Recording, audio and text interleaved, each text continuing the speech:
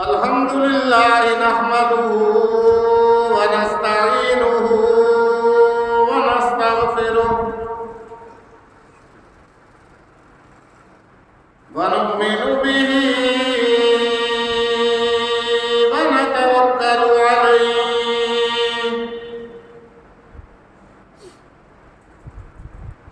ونعوذ بالله من شرور أنفسنا ومن سيئات أعمالنا من يهده الله فلا مضل له ومن يضلله فلا هادي له ونشهد أن لا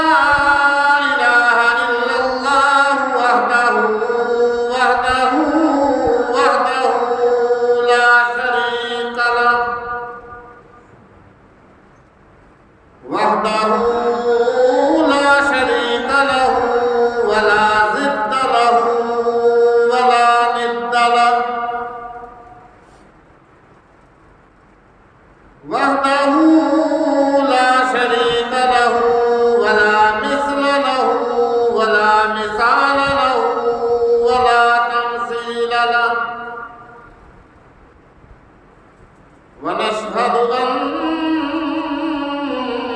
سيدنا وسندنا وحبيبنا وحبيب ربنا وحبيبنا وحبيب ربنا وطبيبنا وطبيب قلوبنا ومولانا محمد ومولانا ومرشدنا وهادينا محمدا عبده ورسوله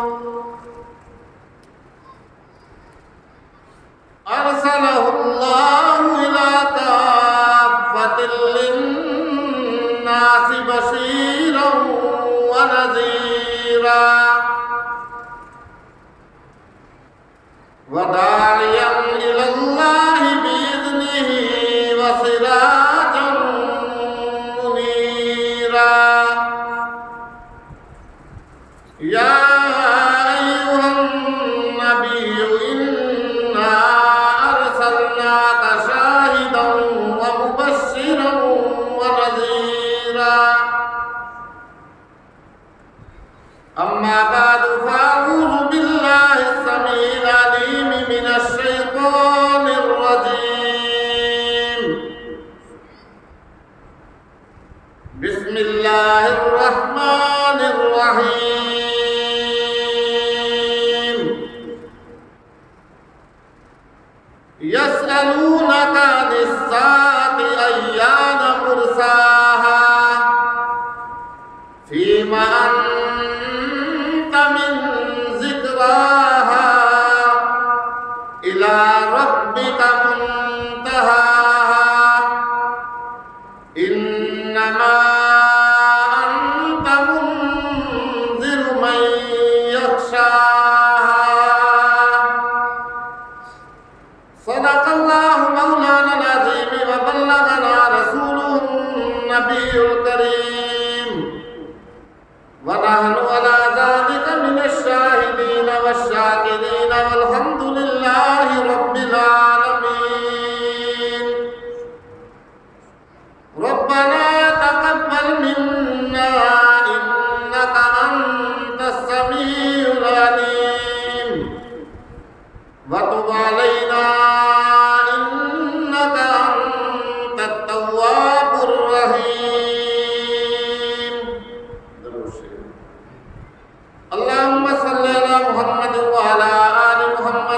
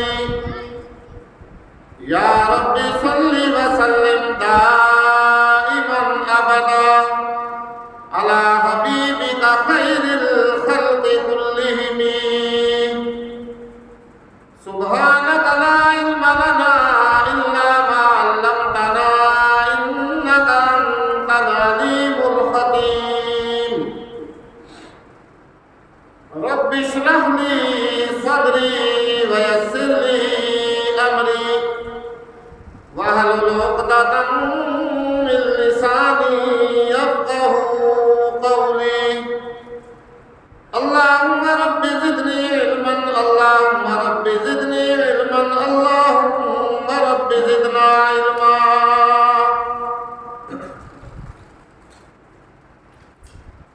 گرامی قدر صد ذی وقار انتہائی واجب الاحترام بزرگوں دوستوں عزیز طلباء کرام،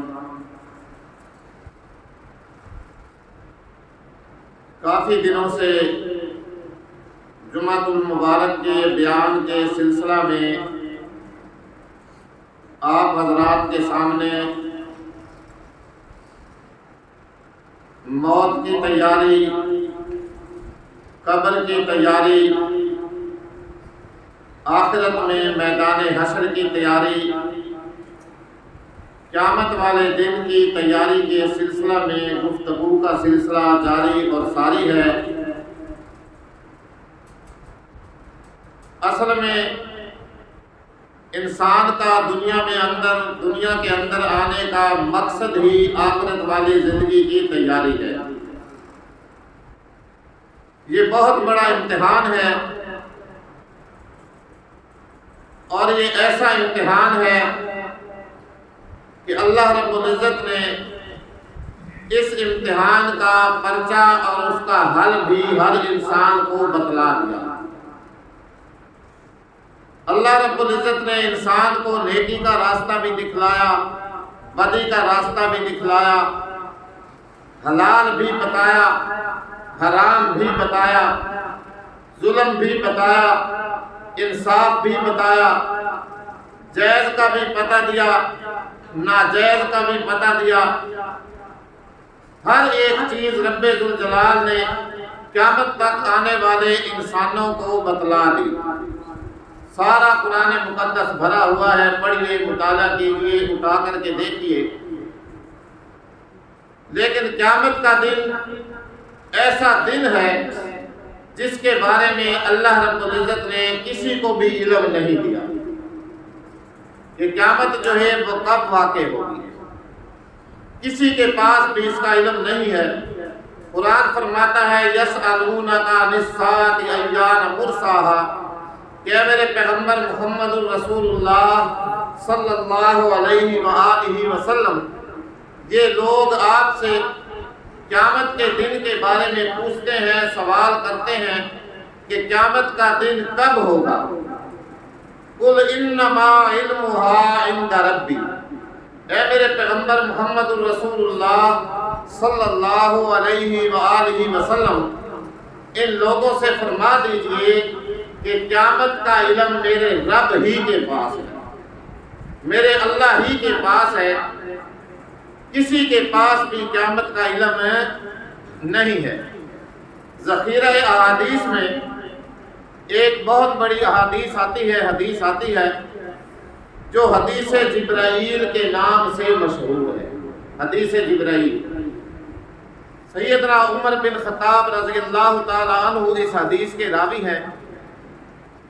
اس حدیث کے اندر بیان فرمایا گیا ہے کہ سیدنا جبرائیل علیہ السلام انسانی شکل میں، انسان کی شکل بنا کر کے اللہ کے نبی صلی اللہ علیہ وآلہ وسلم کی خدمت کے اندر حاضر ہوئے۔ بہت لمبی حدیث ہے لیکن میں مقصد کی بات آپ کے سامنے رکھوں گا۔ حاضر ہوتے ہیں، یوں دو زانو ہو کر کے اللہ کے نبی کے سامنے بیٹھ جاتے ہیں، مختلف سوال کرتے ہیں، مختلف باتیں پوچھتے ہیں۔ مل ایمان یا رسول اللہ، یا رسول اللہ ایمان کیا چیز ہے؟ اللہ کے نبی صلی اللہ علیہ وسلم نے فرمایا ان تؤمن باللہ و ملائکتہ و کتبہ و رسلہ، کہ تو اللہ پہ ایمان لائے، اس کے رسول پہ، کتابوں پہ، وغیرہ وغیرہ۔ پھر وہ آدمی آخر میں کہتا ہے صدقت یا رسول اللہ، یا رسول اللہ آپ نے سچ فرمایا۔ پھر پوچھتا ہے مل اسلام یا رسول اللہ، یا رسول اللہ اسلام کیا چیز ہے؟ تو اللہ کے نبی صلی اللہ علیہ وسلم نے اسلام کے بارے میں بتلایا کہ سب سے پہلے تو کلمہ شہادت پڑھے، پھر نماز ادا کرے، زکوٰۃ ادا کرے، اللہ نے طاقت دی ہو تو حج کرے، روزے رکھے، وغیرہ وغیرہ۔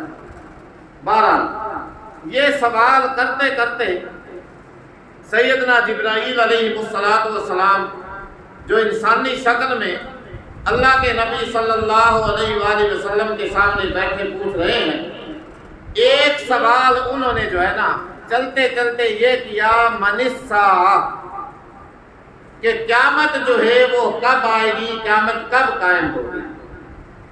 تو اللہ کے نبی صلی اللہ علیہ وآلہ وسلم نے اس کے جواب میں ارشاد فرمایا، مل مسئول عنہا بعلم من السائل، او کما قال علیہ السلام، کہ اس مسئلہ کے اندر، قیامت کے علم کے اندر جو ہے نا، جس آدمی سے یہ سوال کیا گیا ہے اور جو آدمی سوال کرنے والا ہے، یعنی جس سے پوچھا گیا اور جس نے پوچھا، اس میں دونوں کا علم برابر ہے، دونوں میں سے کسی کو بھی قیامت کا علم نہیں ہے۔ البتہ اللہ کے نبی صلی اللہ علیہ وسلم نے کچھ نشانیاں جو قیامت سے پہلے ظاہر ہوں گی نا، ان کے بارے میں ارشاد فرمایا۔ اللہ کے نبی صلی اللہ علیہ وسلم نے فرمایا، ان تلد الامۃ ربتها، او کما قال علیہ السلام، کہ قیامت کی نشانیوں میں سے ایک نشانی یہ ہے کہ لونڈی جو ہے نا، لونڈی اپنے آقا کو جنم دے گی، آقا کو جنم دے گی۔ بڑی عجیب بات ہے، سمجھنے کی ہے اور عمل کرنے کی ہے۔ لونڈی اپنے آقا کو جنم دے گی، جب یہ حالات پیدا ہو جائیں تو پھر قیامت کا انتظار کرو۔ لونڈی آقا کو جنم دے گی، بیٹا بیٹا ہوتا ہے، ماں ماں ہوتی ہے، لیکن جب آپ غور کریں گے نا اس بات کی سمجھ آ جائے گی۔ مطلب یہ ہے، مقصد یہ ہے، اللہ کے نبی صلی اللہ علیہ وسلم نے فرمایا کہ قیامت کی نشانیوں میں سے ایک نشانی یہ ہے کہ بیٹا جو ہے نا ماں پہ اس طرح حکم چلائے گا جس طرح آقا اپنی لونڈی پہ حکم چلاتا ہے۔ سمجھ آ رہی ہے میری بات؟ ابھی بیٹا ماں کے اوپر اس طرح حکم چلائے گا، اس طرح ماں کو حکم دے گا جس طرح آقا، بادشاہ، مالک اپنے کسی غلام کو، نوکر کو، خادم کو، خادمہ کو حکم دیتا ہے، حکم چلاتا ہے۔ تو بولو آج یہ بات ظاہر ہو رہی ہے یا نہیں ہو رہی ہے نا؟ یہی بات، باپ بیٹا ایک مجلس میں کھڑے ہو نا، تیسرے آدمی سے بات ہو رہی ہو، باپ بولنے لگے، کوئی بات کرنے لگے نا، بیٹا جھٹ سے بول کے کہہ دیتا ہے، پیو کھلو مت، کسی اور بندے نو بھی گل کرن دیتا کر، ہے نا یہ بات؟ بہرحال میں تفصیل میں نہیں جان چاہتا، بات وقت قریب ہے۔ تو اللہ کے نبی صلی اللہ علیہ وآلہ وسلم نے فرمایا کہ جب لونڈی آقا کو جنم دے گی اس وقت سمجھ لینا کہ قیامت کی نشانی ظاہر ہونا شروع ہو گئی۔ اور اللہ کے نبی صلی اللہ علیہ وآلہ وسلم نے قیامت کی نشانی بیان فرمائی جس کا مفہوم یہ ہے، بھوکے لوگ، بھوکوں مرنے والے، پاؤں سے ننگے، کپڑوں سے ننگے، چرواہے قسم کے بکریاں چرانے والے بڑی بڑی اونچی عمارتیں بنائیں گے اور ان پہ فخر کریں گے۔ ان پہ کیا کریں گے؟ فخر کریں گے، تکبر کریں گے، بڑی بڑی اونچیاں عمارتیں بنا کر کے۔ آج آپ دیکھ لیں، کل تک ایک آدمی کو آپ دیکھتے ہیں بیچارہ ترس رہا ہوتا ہے روٹی کو بھی، اچانک اتنی دولت کی فراوانی ہوتی ہے جسے کہتا ہے بڑے بڑے اونچے محلات، بڑی بڑی اونچی کوٹھیاں، بڑے بڑے اونچے مکانات، اور پھر کیا کرتا ہے؟ اس کے اوپر فخر بھی کر رہا ہوتا ہے۔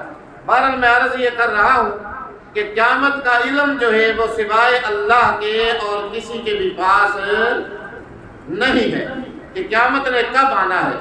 ہم میں سے بہترین انسان وہ ہے جو قیامت کے آنے سے پہلے پہلے ہر وقت تیار ہے اور اپنی ہر وقت تیاری کر کے رکھے، نہ جانے کس وقت اچانک قیامت کا دن جو ہے وہ کیا ہو جائے، قائم ہو جائے۔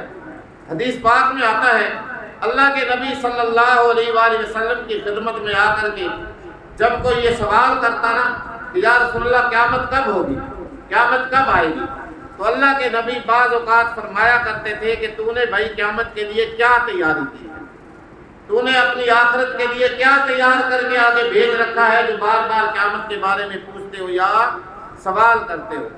تو بڑا ہی عقل مند ہوتا ہے وہ آدمی، بڑا ہی خوش قسمت خوش نصیب ہوتا ہے وہ شخص جو ہر وقت بس قیامت کا دن آنے کے لیے تیار رہے۔ اللہ ہمیں اس بات پہ عمل کرنے کی توفیق عطا فرمائے۔ بڑے بڑے نیک ولی لوگ دنیا کے اندر گزرے۔ امام مالک رحمۃ اللہ علیہ وقت کے بہت بڑے محدث ہیں، وقت کے بہت بڑے امام ہیں، وقت کے بہت بڑے ولی ہیں۔ امام مالک رحمۃ اللہ علیہ مدینہ طیبہ ان کا مسکن تھا، سچے دل سے عشق رسول اندر تھا، بڑے پکے اور سچے عاشق رسول تھے، اور ان کی انتہائی تمنا اور خواہش یہ تھی کہ میری موت مدینہ طیبہ ہی کے اندر واقع ہو، یہیں مجھے موت آئے اور یہیں دیار نبی کے اندر مجھے دفن کیا جائے۔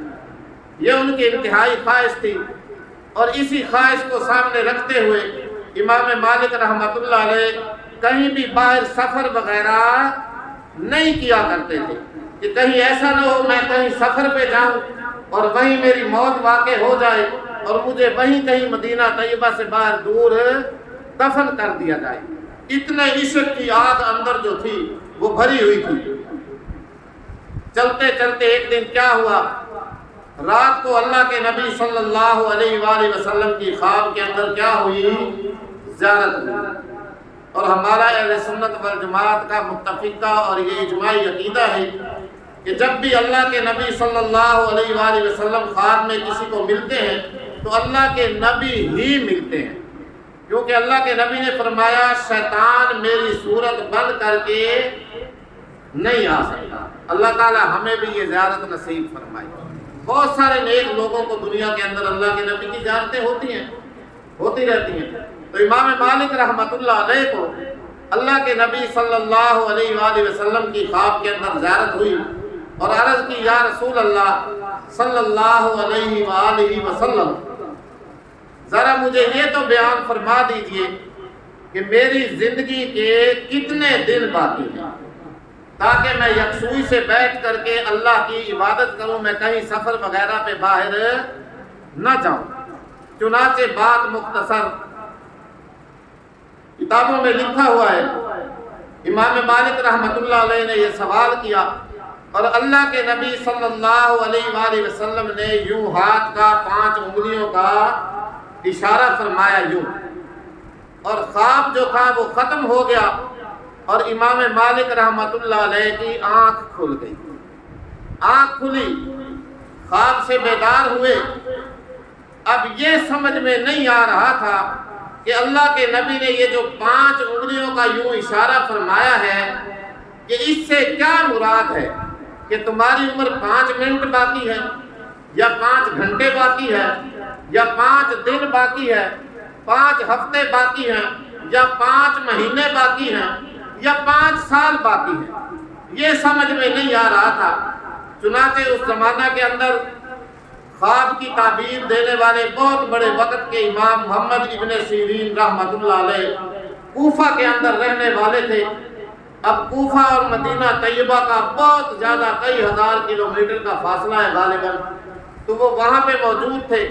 امام مالک رحمۃ اللہ علیہ کو اب یہ بے چینی لگی ہوئی تھی کہ مجھے اس خواب کی تعبیر ملے اور پتہ چلے کہ یہ جو اللہ کے نبی نے یوں 5 کا اشارہ فرمایا ہے نا، اس سے کیا مراد ہے۔ چنانچہ ایک خادم کو تیار کیا اور فرمایا بھائی مجھے اس طرح خواب آیا ہے، اور جاؤ علامہ محمد ابن سیرین رحمۃ اللہ علیہ کی خدمت میں جاؤ اور میرا نام بھی نہیں بتلانا ہے کہ یہ خواب کس کو آیا ہے، یہ بھی جا کے نہیں بیان کرنا، جاؤ اور جلدی جا کر کے تعبیر لے کر کے آؤ۔ اس وقت کے جدید ٹیکنالوجی نہیں تھی، ہوائی جہاز، گاڑیاں، ریل گاڑیاں وغیرہ وغیرہ جو آج کل کام کر رہی ہیں، یہ کچھ بھی نہیں ہوتا تھا۔ چنانچہ وہ گھوڑے پہ سوار ہوا یا اونٹ پہ سوار ہوا، بڑا دور دراز سفر طے کر کے وہ خادم جو تھا علامہ محمد بن سیرین رحمۃ اللہ علیہ کی خدمت اقدس میں پہنچا اور وہاں جا کر کے یہ سارا خواب بیان کیا، اور خواب بیان کرنے کے بعد تعبیر چاہی۔ علامہ محمد ابن سیرین رحمۃ اللہ علیہ نے فرمایا بھئی یہ خواب کسی عام آدمی کا خواب نہیں ہے، یہ کسی بہت بڑے وقت کے ولی کا خواب ہو سکتا ہے، کسی نیک آدمی کا خواب ہے، عام آدمی کا خواب نہیں ہے۔ اور اس وقت مدینہ طیبہ کے اندر سب سے بڑے نیک بزرگ محدث اور امام جو ہیں وہ امام مالک رحمۃ اللہ علیہ۔ لیکن وہ خادم کہنے لگا کہ حضرت بات یہ ہے کہ مجھے اس آدمی نے جس نے یہ خواب دیکھا ہے نا، نام بتلانے سے منع کیا ہے۔ تو امام صاحب رحمۃ اللہ علیہ فرمانے لگے جب تک تم نام نہیں بدلاؤ گے تو میں بھی تعبیر نہیں دوں گا، جاؤ اس سے نام پوچھ کر کے آؤ۔ پھر اس نے سفر کیا، امام مالک رحمۃ اللہ علیہ کی خدمت میں آیا۔ امام مالک رحمۃ اللہ علیہ بے چین تھے اور فرمایا اچھا بھائی جاؤ، جا کر کے میرا نام بتاؤ اور تعبیر لے کر کے جلدی واپس آؤ۔ چنانچہ وہ شخص پھر علامہ محمد ابن سیرین رحمۃ اللہ علیہ کی خدمت میں پہنچا اور جا کر کے پھر بتایا کہ یہ خواب جو ہے امام مالک رحمۃ اللہ علیہ ہی کو آیا ہے، لہذا آپ جلدی کریں تعبیر دیں۔ اب قرآن کے حوالے سے اس کی تعبیر سنیے اور سر دھنیے۔ اللہ اکبر! قیامت کا علم کسی کے پاس نہیں ہے۔ علامہ محمد ابن سیرین رحمۃ اللہ علیہ نے فرمایا کہ اللہ کے نبی صلی اللہ علیہ وسلم نے جو 5 انگلیوں کا اشارہ فرمایا، اس سے نہ 5 منٹ مراد ہیں، نہ 5 گھنٹے مراد، نہ 5 دن مراد، نہ 5 ہفتے مراد ہیں، نہ 5 مہینے اور 5 سال مراد ہیں، بلکہ اللہ کے نبی صلی اللہ علیہ وسلم نے یہ جو 5 انگلیوں کا اشارہ فرمایا، یہ قرآن کریم کی ان 5 چیزوں کی طرف اشارہ ہے کہ جن کا علم سوائے اللہ کے اور کسی کے پاس نہیں۔ قرآن میں جو 5 چیزیں بیان اللہ نے فرمائی ہے نا، سورۃ لقمان کی آخری 5 آیات، 21واں سپارہ سورہ لقمان، نہ کسی نبی کو ان 5 باتوں کا علم ہے، نہ کسی ولی کو، نہ کسی صحابی کو، صرف اور صرف ان 5 چیزوں کا علم بولو کس کے پاس ہے؟ اللہ کے پاس۔